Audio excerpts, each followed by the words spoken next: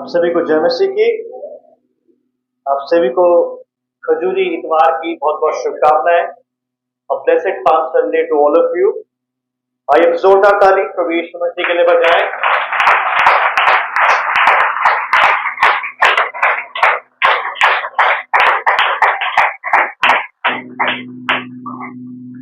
आप सभी का CMD की ऑफलाइन संडे सर्विस में स्वागत है, और जितने लोग हमें फेसबुक लाइव स्ट्रीमिंग के द्वारा देख रहे हैं, आप सभी का CMD की ऑनलाइन संडे सर्विस में स्वागत है।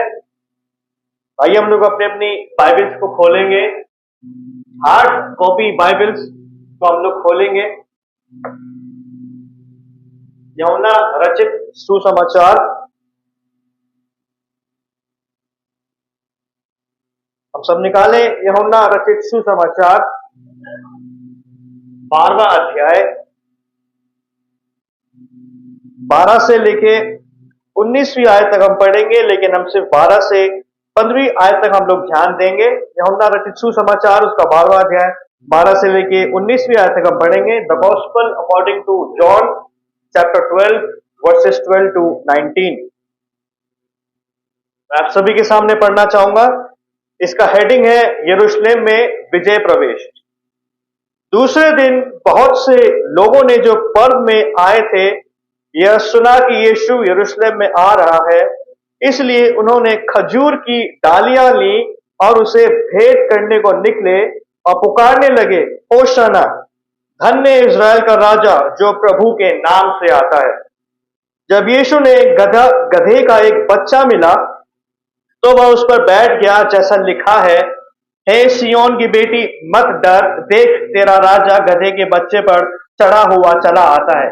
ये जकरिया नबी की जो भविष्यवाणी है, यूहन्ना जो सुसमाचार लिखने वाला है, वो जकरिया नबी की भविष्यवाणी को यहाँ पे दोहराते हैं, लिखते हैं। उसके चेले ये बातें पहले ना समझे थे, परंतु जब यीशु की महिमा प्रकट हुई तो उनको स्मरण आया कि ये बातें उसके विषय में लिखी हुई थी और लोगों ने उसे इसी प्रकार का व्यवहार किया था। तब भीड़ के उन लोगों ने गवाही दी जो उस समय उसके साथ थे, जब उसने लाजर को कब्र में से बुलाकर मरे हुओं में से जिलाया था। इसी कारण लोग उससे भेंट करने को आए थे, क्योंकि उन्होंने सुना था कि उसने यह आश्चर्य कर्म दिखाया है। तब फरीसियों ने आपस में कहा, सोचो तो सही कि तुमसे कुछ नहीं बन पड़ता। देखो संसार उसके पीछे हो चला है। आमीन। और संसार सचमुच में यीशु मसीह के पीछे चल रहा है और जाएगा। परमेश्वर दुष्टों के मुंह से बुलवा रहा है। इसका मतलब यह है कि दुष्ट भी कुछ नहीं कर सकते, दुष्ट भी यीशु मसीह की महिमा छीन नहीं सकते हैं। हमने ये पूरा पैराबल पढ़ा है, हमने अध्याय पढ़ा है। इसका हेडिंग है यरूशलेम में विजय प्रवेश, लेकिन हमारे आज का सरमन का शीर्षक है, हमारे प्रचार का शीर्षक है राजा यीशु। क्या है? राजा यीशु या यीशु राजा। अंग्रेजी में बड़ा अच्छा लगा मुझे, किंग जीसस। कौन? King Jesus. ना नीरो राजा है, ना अलेक्जेंडर सिकंदर महाराज राजा है, और ना सीजर राजा है। राजा कौन है? राजा यीशु मसीह है, और वो राजा आपका व्यक्तिगत राजा है। वो बड़ा महान परमेश्वर एक कॉमन स्तर पे आ गया और हमारा व्यक्तिगत परमेश्वर बन गया। यूहन्ना का जो सुसमाचार है, इसका मुख्य संदेश क्या है? यूहन्ना का जो सुसमाचार है, इसका मुख्य संदेश यह है कि यीशु मसीह राजाओं का राजा है। और यूहन्ना जो सुसमाचार प्रचारक है, वो ये बताना चाहते हैं कि जो यीशु मसीह है वो मसीहा है और वो परमेश्वर का पुत्र है। कौन है? वो परमेश्वर का पुत्र है। प्रभु यीशु मसीह ने सर्वशक्तिमान यहोवा परमेश्वर को, जिससे लोग डरते और कांपते थे, उस परमेश्वर को प्रभु यीशु मसीह ने कॉमन कर दिया। वो व्यक्तिगत स्तर पे यहोवा परमेश्वर को प्रभु यीशु मसीह लेके आ गया। और जब यीशु मसीह यरूशलेम में प्रवेश करते हैं तो प्रभु यीशु मसीह जानबूझकर अपने आप को वहां दिखाते हैं कि मैं ही मसीहा हूं। क्यों जानबूझ के प्रभु यीशु मसीह अपने आप को परमेश्वर दिखाते हैं? क्यों प्रभु यीशु मसीह अपने आप को जानबूझ के लोगों पे प्रकट करते हैं? क्योंकि बहुत सारे लोग वहां पे पर्व को बनाने आए थे और प्रभु यीशु मसीह बताना चाह रहे हैं जिसके लिए तुम पर्व बना रहे हो वो स्वयं तुम्हारे बीच में प्रकट हो चुका है। जिस परमेश्वर के लिए तुम लोग पर्व बना रहे हो, जिस परमेश्वर के लिए तुम लोग इकट्ठे हुए हो, वो परमेश्वर तुम्हारे बीच में आ चुका है। वहां बहुत सारे तीर्थ यात्री थे जो यरूशलेम की ओर आ रहे थे। बहुत सारे बाइबल के विद्वान इस बात को बताते हैं कि यहूदी जब चितर बितर हो गए थे, जब अलग अलग दिशाओं में चले गए थे, तो वो पर्व मनाने यरूशलेम में आते थे। और यरूशलेम का सबसे मुख्य बात यह है कि यरूशलेम में मंदिर था। मंदिर का मतलब यह है कि परमेश्वर तुम्हारे बीच में है और यीशु मसीह यरूशलेम के बीच में आकर बताते हैं कि जिस परमेश्वर की आराधना तुम करते हो वो तुम्हारे बीच में स्वयं प्रकट हो गया है। अब तुम्हें परमेश्वर को ढूंढने के लिए कहीं और जाने की आवश्यकता नहीं है। प्रभु यीशु मसीह राजा है और ये राजा स्वयं परमेश्वर की ओर से आया है। राजा का मतलब होता है मसीहा। क्या होता है? राजा का मतलब होता है मसीहा। और मसीहा का जो अर्थ इब्रानी भाषा में और यूनानी भाषा में है वो एक ही अर्थ है। मसीहा का अर्थ है अभिषिक्त किया हुआ व्यक्ति, जो स्वयं परमेश्वर की ओर से क्या है, नियुक्त किया गया है। वो किसी इंसान के द्वारा नियुक्त किया गया व्यक्ति नहीं है, वो किसी और के जबरन तरीके से लाया हुआ व्यक्ति नहीं है, वो किसी सोर्स के द्वारा लाया हुआ व्यक्ति नहीं है, वो स्वयं परमेश्वर की ओर से उत्पन्न हुआ है, वो स्वयं परमेश्वर की ओर से नियुक्त किया गया है। यूहन्ना जो सुसमाचार प्रचारक है वो प्रभु यीशु मसीह को राजा बताते हैं कि यीशु मसीह जो है वो राजा है। लेकिन यीशु मसीह वैसा राजा नहीं है जैसा यहूदी लोग चाह रहे थे। हम आगे देखेंगे कि वो कैसा राजा है। 12वीं और 13वीं आयत को हम जब पढ़ते हैं, यहां पे यूहन्ना सुसमाचार प्रचारक बताते हैं, लिखते हैं, दूसरे दिन बहुत से लोगों ने जो पर्व में आए थे ये सुना कि यीशु यरूशलेम में आ रहा है। इसीलिए उन्होंने खजूर की डालियां ली और उससे भेंट करने को निकले और पुकारने लगे, होशन्ना, धन्य है इज़राइल का राजा जो प्रभु के नाम से आता है। दूसरे दिन का मतलब है इतवार का दिन। क्या है? इतवार का दिन। जिस दिन प्रभु यीशु मसीह यरूशलेम में प्रवेश कर रहे थे उस दिन इतवार का दिन था। आपको बात समझ आई?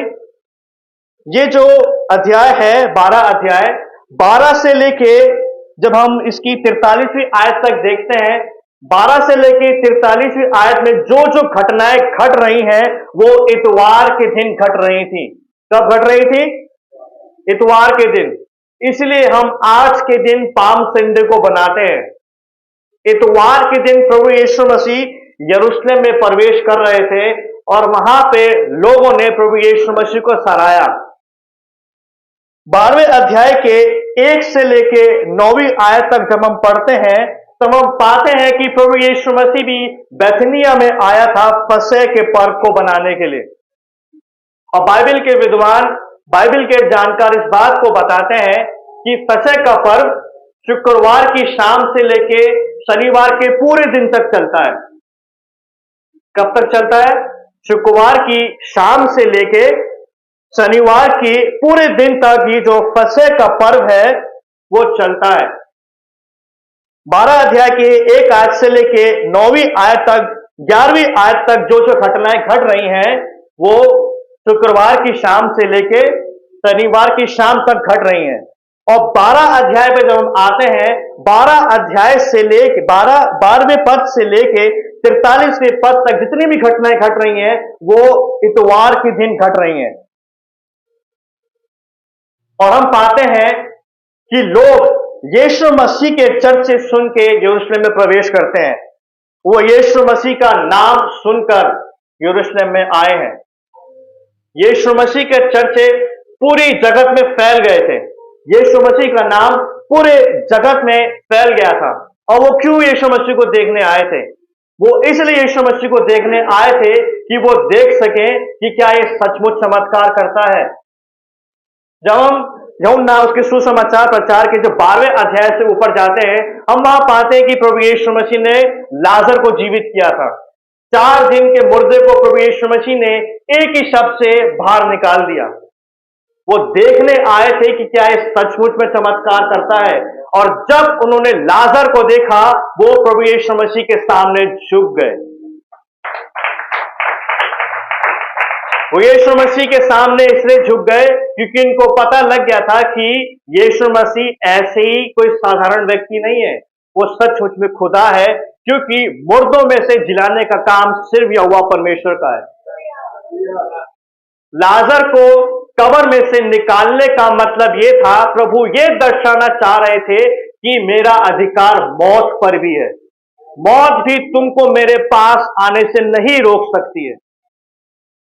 यीशु मसीह के चर्चे फैल गए थे, यीशु मसीह का नाम फैल गया था। और हमारा काम यह है कि हम अपना नाम ना फैलाकर, अपने आप को पोस्टर में ना लगाकर यीशु मसीह को दिखाएं, यीशु मसीह को पोस्टर में लगाएं। हमारा नाम नहीं फैलना चाहिए, हमारा नाम यीशु मसीह के पीछे रहना चाहिए, वो अपने आप आगे कर देगा। जितना हम यीशु मसीह के आगे रहेंगे, उतना यीशु मसीह पीछे रहेगा। और जितना हम यीशु मसीह के पीछे रहेंगे, प्रभु यीशु मसीह हमें बराबर की महिमा दिलाएगा और अपने साथ साथ आगे रखेगा। क्योंकि यीशु मसीह किसी का कर्जदार नहीं है। 13वें आयत में क्या लिखा है? इसीलिए उन्होंने खजूर की डालियां ली और उससे भेंट करने को निकले और पुकारने लगे, होशन्ना, धन्य इस्राएल का राजा जो यहोवा परमेश्वर के नाम से आता है। यहां पे खजूर की डालियों का विषय है। जब हम पुराने नियम में आते हैं, लेवी व्यवस्था उसकी 23 अध्याय के चौथी सी आयत को जब हम पढ़ते हैं, वहां पे हम पाते हैं, और बहुत सारे बाइबल के विद्वान जो पुराने नियम का ज्ञान रखते हैं, वो इस बात को बताते हैं कि जो खजूर की डालियां हैं वो झोपड़ियों के पर्व में इस्तेमाल हुआ करती थी। किसके पर्व में? झोपड़ियों के पर्व में।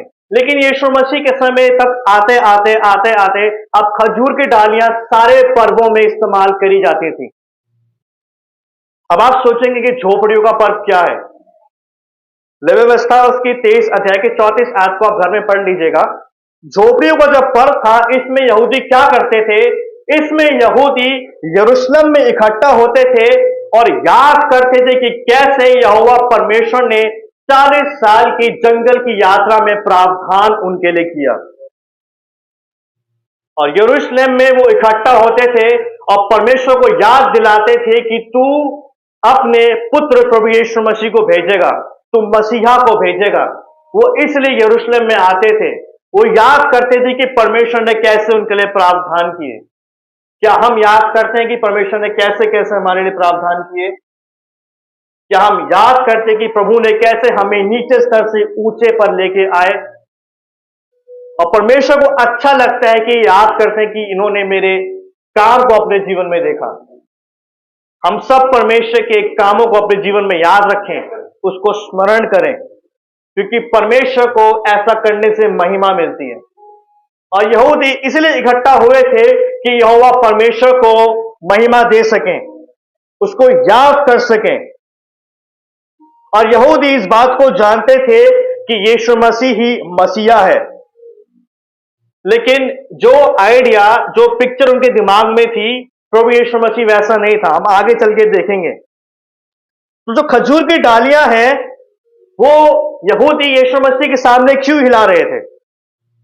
क्यों यीशु मसीह के सामने लेके यहूदी खजूर की डाली को लेके खड़े थे? खजूर की डालियां ये दर्शाती हैं कि एक राजा विजयी होकर आया है। बात समझ आई आपको? कितनों को बात समझ आई? खजूर की डालियां वो इसलिए हिला रहे थे क्योंकि उनको पता था कि जो यीशु मसीह आ रहा है वो व्यक्ति है जो अपने साथ विजय को लेके आ रहा है। खजूर की डालियां किसी के सामने हिलाना साधारण बात नहीं थी। यहूदी तो किसी को मुंह देखते भी नहीं थे, वो किसी से सीधे बात मुंह वो सीधे मुंह किसी से बात नहीं करते थे, वो अपने सामने किसी को कुछ नहीं समझते थे। लेकिन जब यहूदी प्रभु यीशु मसीह के सामने खजूर की डालियां हिला रहे हैं, तो अब समझ जाइए कि प्रभु यीशु मसीह एक ऐसा राजा है जो विजयी होकर आ रहा है। वो अपने साथ जय को लेके आ रहा है, वो अपने साथ विजय को लेके आ रहा है। वो एक ऐसा राजा है जिसने विजय प्राप्त कर ली है। प्रभु यीशु मसीह ऐसा राजा है जिसने शैतान पर विजय प्राप्त कर ली है। प्रभु यीशु मसीह एक ऐसा राजा है जिसने मौत पर विजय प्राप्त कर ली है।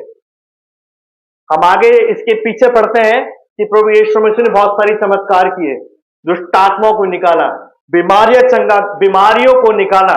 प्रभु यीशु मसीह ने बीमारों को चंगा किया।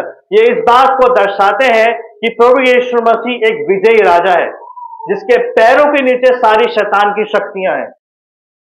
क्या हम सचमुच में प्रभु यीशु मसीह के सामने उन खजूर की डालियों को हिलाते हैं? मैं ये नहीं कह रहा हूं कि आप खजूर की डालियों को तोड़ के ले आए और क्रूस के सामने हिलाए, नहीं। खजूर की डालियों का मतलब होता है कि उसको आदर देना। खजूर की डालियों का मतलब होता है कि सच्चे मन से उसकी आराधना करना, उसको आदर देना, क्योंकि वो आदर के योग्य है। उसने जो विजय प्राप्त की है उसके लिए उसको सराहना। विजय सिर्फ नाम का नहीं है, वो उसने सचमुच में विजय प्राप्त की है।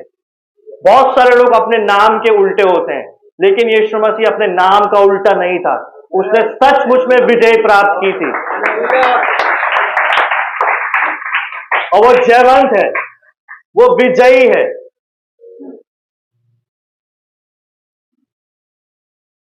आगे जब इसमें जाते हैं तो इसमें लिखा है, और लोग पुकारने लगे, होशन्ना, धन्य इज़राइल का राजा जो प्रभु के नाम से आता है।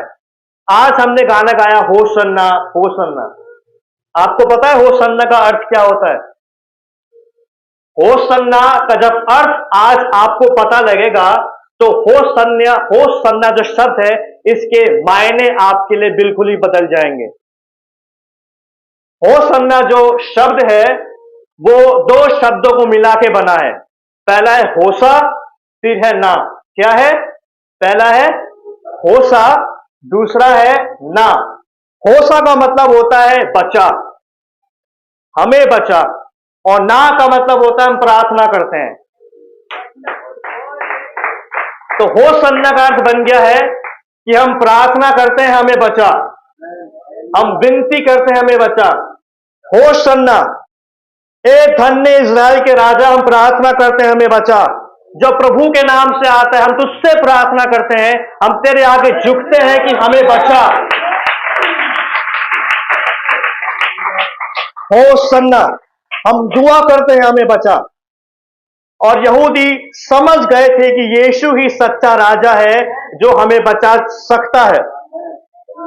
और बचने की जरूरत किसको है? जो फंसा हुआ है, जो जकड़न में है। और यहूदी समझ गए थे कि वो फंसे हुए हैं, वो गुलामी में जकड़े हुए हैं, वो बीमारियों में जकड़े हुए हैं। और बहुत सारे लोग ऐसे हैं इस शहर में जो आज भी जकड़न में है, जो आज भी फंसे हुए हैं। वो नहीं जानते कि एक ऐसा राजा भी इस दुनिया में पाया जाता है।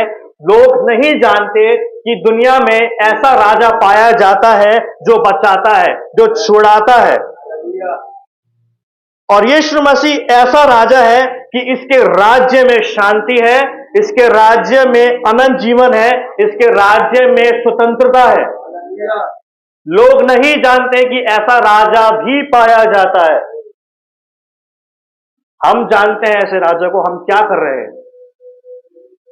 हम अगर अपने आसपास देखें तो अभी भी सीटें खाली हैं,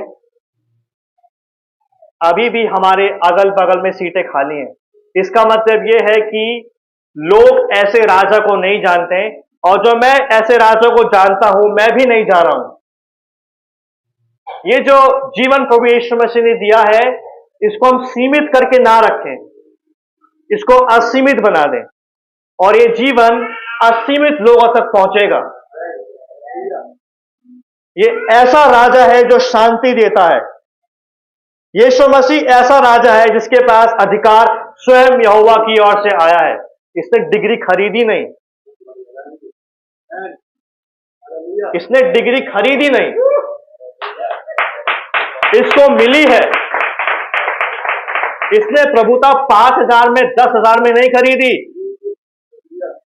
इसको प्रभुता स्वयं परमेश्वर ने दी है। इसकी मेहनत के लिए, इसकी अधीनता के लिए। इस राजा को राज्य ऐसी नहीं मिल गया। 40 दिन की फास्टिंग प्रभु यीशु मसीह ने की थी, उसमें वो प्रभु के अधीन रहा। वो पानी ढूंढने नहीं गया, वो रोटी ढूंढने नहीं गया। वो जब जंगल में था वो परमेश्वर की अधीनता में था, और जब वो परमेश्वर की अधीनता में रहा तब परमेश्वर ने उसको ग्लोरीफाई किया। जब हम अधीनता में रहेंगे तब परमेश्वर हमें सबके सामने चमकाएगा। अगर कोई चमकना चाहता है इस राजा की तरह, अगर कोई महिमा चाहता है तो सबसे पहले अधीनता स्वीकार करे। मैं प्रार्थना कर रहा था एक दिन, और मैं प्रेरितों के काम उसका 10 अध्याय 38वीं आयत के अनुसार प्रार्थना कर रहा था कि कैसे यहोवा परमेश्वर ने प्रभु यीशु मसीह को सामर्थ्य से भरा, पावर से भरा। पवित्र आत्मा मुझे बता रहा था कि पावर चाहते हो, सामर्थ चाहते हो तो अधीनता स्वीकार करो, क्योंकि प्रभु यीशु मसीह ने भी परमेश्वर की अधीनता को स्वीकार किया, और उसके बाद जाके परमेश्वर ने उसको महिमा दिलवाई। जो लोग सामर्थ चाहते हैं, जो लोग पावर अथॉरिटी चाहते हैं, वो सबसे पहले अधीनता में जाएं, क्योंकि ऊपर चढ़ने की सीढ़ी नीचे से शुरू होती है। और प्रभु यीशु मसीह ऐसा राजा है जिसके राज्य का कोई अंत नहीं होगा। और प्रभु यीशु मसीह ऐसा राजा है जो अपने लोगों को बचाने में कोई देर नहीं करता है। वो ऐसा राजा है जो बिना छल के, बिना कपट के, बिना झूठ के, बिना चोरी चलाकी के राज्य करता है। वो ऐसा राजा है जिसके राज्य में शक्ति है। वो ऐसा राजा है जो धार्मिकता के साथ राज्य करता है, वो दया के साथ राज्य करता है, वो ईमानदारी के साथ राज्य करता है। वो ऐसा राजा है जिसके हाथ में सारी प्रभुत्ता है। वो ऐसा राजा है, वो ऐसा राजा है जो हमें तड़पता हुआ कभी नहीं देख सकता है। वो ऐसा राजा है जो हमें पाप में नहीं देख सकता है। वो एक ऐसा राजा है जो अपनी प्रजा को किसी भी बंधुआई में नहीं देख सकता है। वो ऐसा राजा है जो हमें शैतान के हाथ में नहीं देख सकता है। वो ऐसा राजा है जो शैतान के खेमे में जाकर उसी के घर में उसको घुस के उसको मारता है, और अपने लोगों को शैतान के घर में से निकाल कर ले आता है। वो ऐसा राजा है जो किसी और की टेरिटरी में घुसकर उनको उन्हीं के घर में मारता है। शैतान को प्रभु यीशु मसीह उसी के घर में घुसकर उसको लज्जित करता है और अपने लोगों को छुड़ा के ले आता है। वो ऐसा राजा है। 14वीं और 15वीं आयत को हम पढ़ेंगे।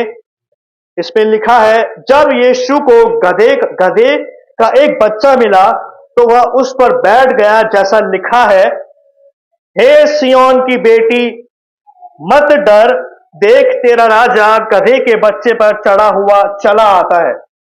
बहुत सारे राजाओं को हमने देखा है कि वो घोड़े पे आते हैं।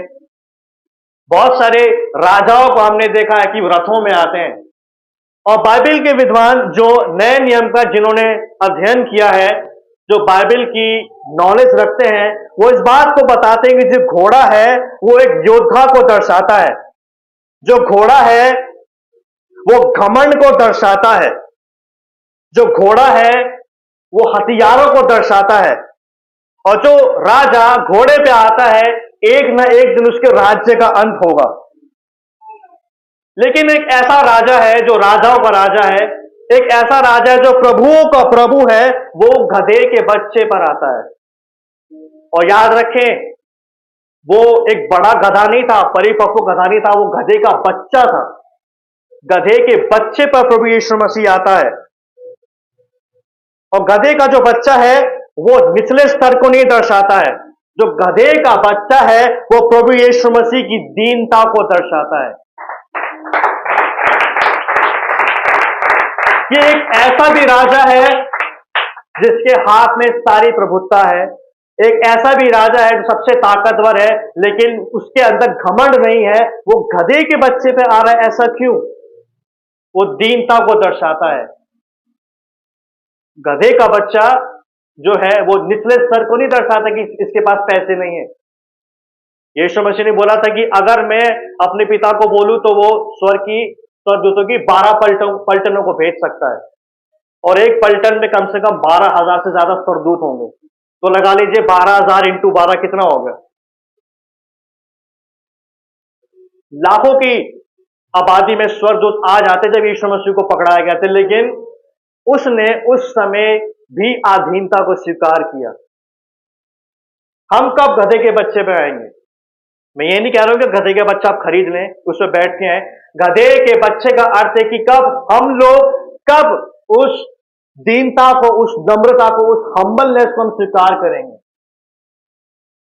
हम जिस प्रभु यीशु मसीह की बात करते हैं कि वो अल्फा ओमेगा है, वो सेनाओं का यहोवा है, वो घोड़े पे नहीं आया, वो तलवार लेके नहीं आया,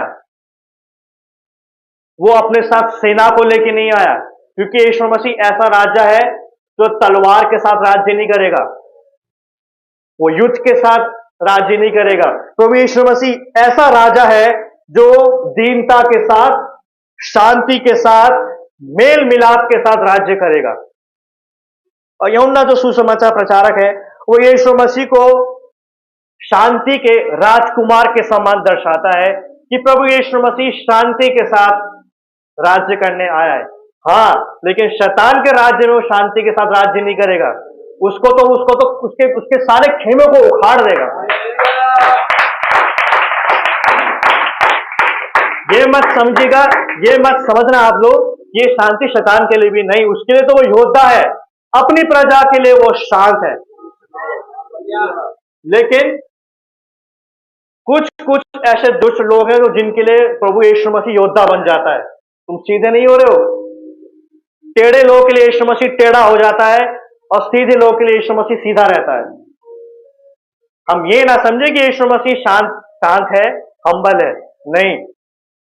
जब उसका हम दूसरा पहलू देखते हैं, वो फाड़ खाने वाला यहूदा का बब्बर है, जो शैतान के कामों को नष्ट करता है। वो एक शांत राजा के साथ योद्धा भी है। 15वीं आयत में लिखा है, मेरी फेवरेट वर्स है ये, हे सियोन की बेटी मत डर, देख तेरा राजा गधे के बच्चे पर चढ़ा हुआ चला आता है। सियोन को डरने से इसलिए बोल रहा है, सियोन की बेटी को ना डरने से वो इसलिए बोल रहा है कि जो राजा गधे के बच्चे पर आ रहा है, वो अपने साथ युद्ध नहीं, वो अपने साथ शांति को लेके आ रहा है। अब आप बोलेंगे सियोन की बेटी कौन है? सियोन की बेटी यहां पे यरूशलेम को बोला जा रहा है। जो सियोन की बेटी है वो यहूदियों को बोला जा रहा है, और हम लोग आत्मिक तौर पे अब हम इजराइल में शामिल किए गए लोग हैं, तो हम भी अब सियोन की बेटी हैं। आज यीशु मसीह आप लोगों को बोलता है, हे सीएमडी कलीसिया मत डर, क्योंकि तेरा राजा आ चुका है।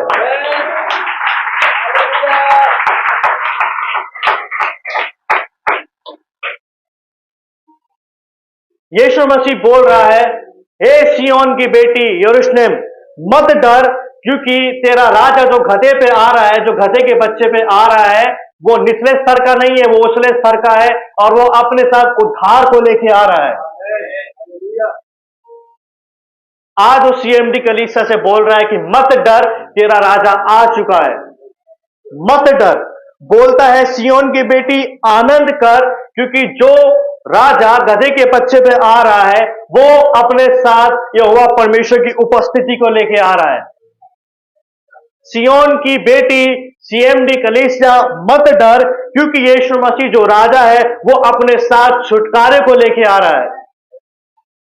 सियोन की बेटी सीएमडी कलीसिया मत डर, क्योंकि यीशु मसीह जो राजा है, जो गधे के बच्चे पे आ रहा है, वो अपने साथ तुम्हारे लिए प्रावधानों को लेके आ रहा है। वो अपने साथ तुम्हारे लिए सुख को, चैन को, शांति को, विश्राम को लेके आ रहा है। मत डर, मत डर, आनंद कर, क्योंकि ये राजा तेरा राजा है। रितेश मत डर, क्योंकि जो यीशु मसीह राजा है वो तेरा राजा है। मत डर। जब सुसमाचार प्रचारक खुद ही बोल रहा है कि मत डर, तो हमें डरने की क्या आवश्यकता है? अपनी बीमारियों से ना डरें, दुष्ट आत्माओं से ना डरें, बीपी से ना डरें, शुगर की बीमारी से ना डरें, डिप्रेशन से ना डरें, कर्जे से ना डरें, विरोधियों से ना डरें, तताव से ना डरें, कैंसर से ना डरें, क्योंकि कैंसर का बाप गधे के बच्चे पर चढ़ के आ रहा है। लंग कैंसर से ना डरें, ब्लड इंफेक्शन से ना डरें। और मैं बात पूरे वर्ल्ड वाइड लेवल पे बताना चाहता हूं, जितने भी थियोलॉजियंस बैठे हैं, ये सारी बात सुपरफिशियल नहीं है, ये मानवीय बात नहीं है, ये यीशु मसीह की बात है। सर के दर्द से ना डरें, वायरल इंफेक्शन से ना डरें, साइनस की बीमारी से ना डरें, पैर के दर्द से ना डरें, क्योंकि यीशु मसीह राजा आ चुका है और इस राजा के राज्य का कोई अंत नहीं होगा। दुष्टात्माओं से ना डरें, क्योंकि दुष्टात्मा इस राजा के पैर के नीचे हैं।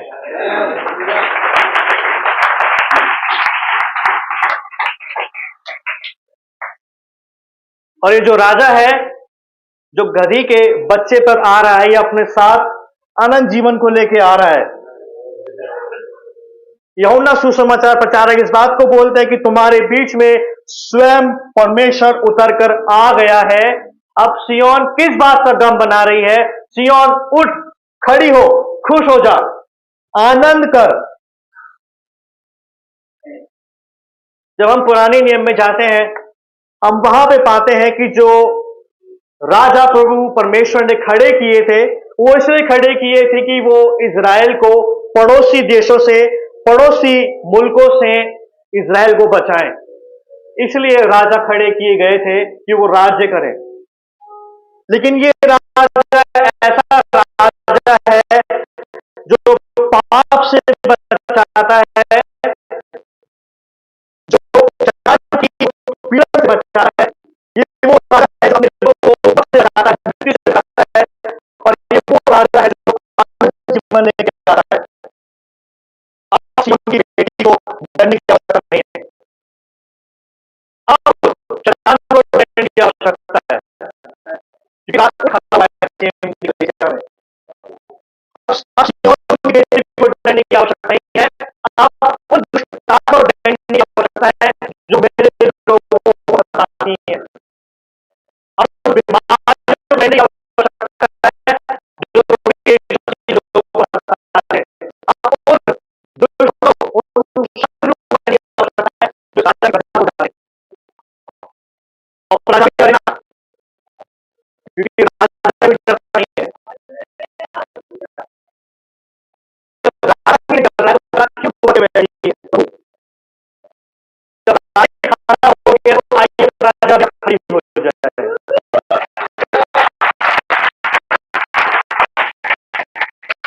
राजा खड़ा हो गया है, जब स्वयं राजा खड़ा हो गया है तो ये खड़ी हो जाए, क्योंकि तलवार है और ये तलवार काफी ये देती है, इसे शैतान डरता है।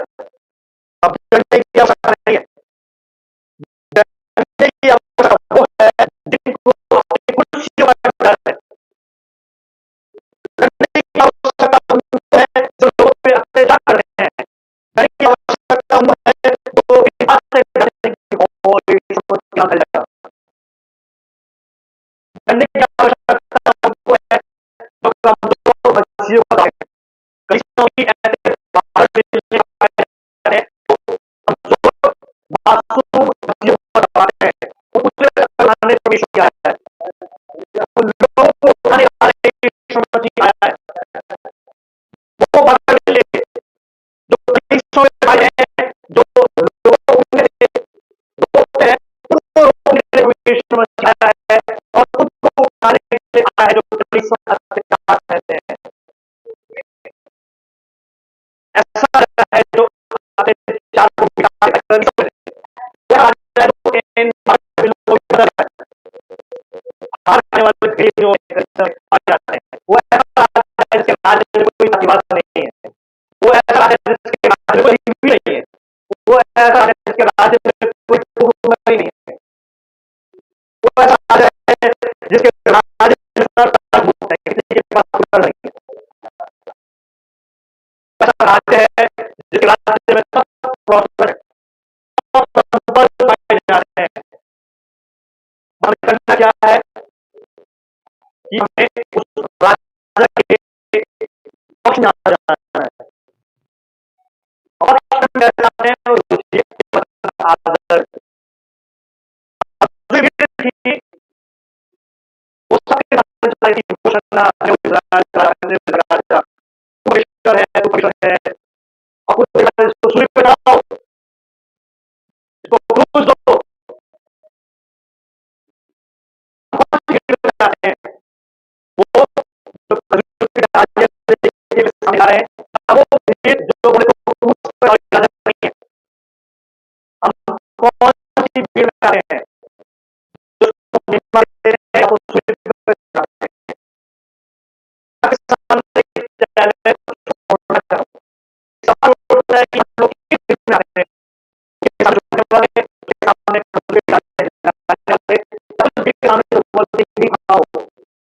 ये इसको सूर्य में बचाओ, ये खाओ, कौन सी भीड़ में आते हैं मैंने कहा कि हम लोग इस पे पहुंचा कर रहे हैं तो हम देखें कि हम कौन सी भीड़ में आ रहे हैं प्रार्थना करें रास्ते के सामने जो है जिसके राज्य में कोई आनंद नहीं हुआ राजा के सामने जो है जिसके राज्य में शांति हुई है राजा के सामने बहुत है बहुत दम्भ है लेकिन सड़क है आगे देते हैं या हमारे पास बड़ी शिक्षा है प्रभु मसीह आज फिर हम लोग अपने आप को आपके सामने समर्पित करते हैं और प्रभु जी हम लोग आपको राजा फिर करते हैं हमारी मदद जब राजा को जो इज्जत करता है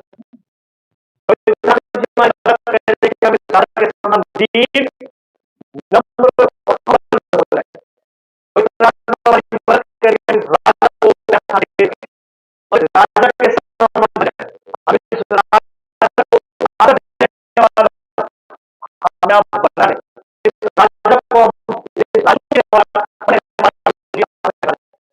और ऐसा हम लोग करने प्रभु जी इस राजा की सत्ता में है इस राजा की प्रार्थना जो उसमें कहता है और इस राजा हमारे जीवन में प्रभु जी इस राज्य की शांति इस राज्य का आनंद हमारे जीवन में धन्यवाद।